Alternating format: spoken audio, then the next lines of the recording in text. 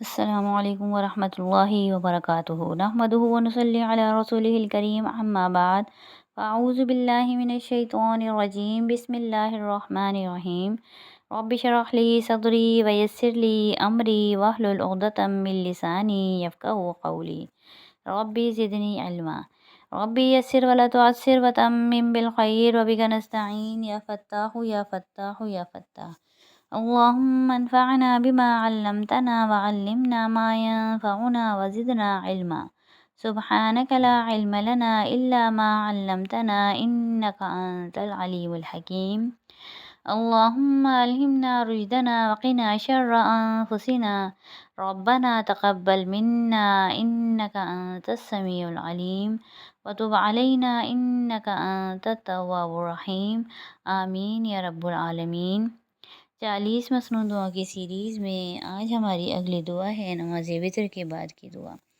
پڑھتے ہیں اس کو۔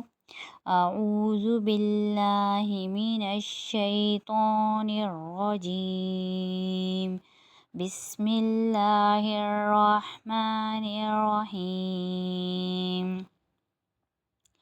سبحان الملک القدوس، میں پاکی بیان کرتا ہوں بادشاہ کی یعنی اللہ کی جو بہت زیادہ پاک ہے۔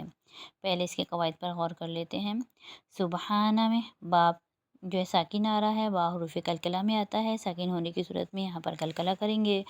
سبحانہ الف الف مدہ بن رہا ہے، یہاں پر ایک الف کی مقدار کھینچیں گے۔ ملک جلدی اٹھائیں گے، بڑی حرکات ہیں۔ قدوس میں دال کے اوپر تشدید ہے، یہاں پر جماؤ پڑیں گے، اور دال اور واو مل کر واو مدہ بن رہا ہے تو یہاں پر بھی ایک الف کی مقدار کھینچیں گے۔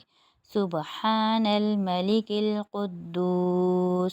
نماز وتر کے بعد پڑھنے کا اس کا طریقہ یہ ہے کہ اس کو 3 مرتبہ نماز وتر کے بعد پڑھیں، اور اس طریقے سے پڑھیں کہ پہلی 2 مرتبہ تو نارمل ہم نے تعداد میں اس کو کھینچنا ہے جس طرح سے بھی ہم نے بتایا، اور تیسری مرتبہ قدوس کی دال کو تھوڑا سا زیادہ کھینچنا ہے، جیسے سبحان الملک القدوس، سبحان الملک القدوس، سبحان الملک القدوس۔ امید ہے آج کی دعا آپ لوگوں کی سمجھ میں آ گئی ہوگی۔ اللہ تعالیٰ سے دعا ہے کہ اللہ تعالیٰ ہمیں سنتوں کا پابند بنا دے اور سنتوں پر عمل کرنے والا بنا دے۔ سبحان ربک رب العزت عما یصفون وسلام علی المرسلین والحمد للہ رب العالمین۔ السلام علیکم ورحمۃ اللہ وبرکاتہ۔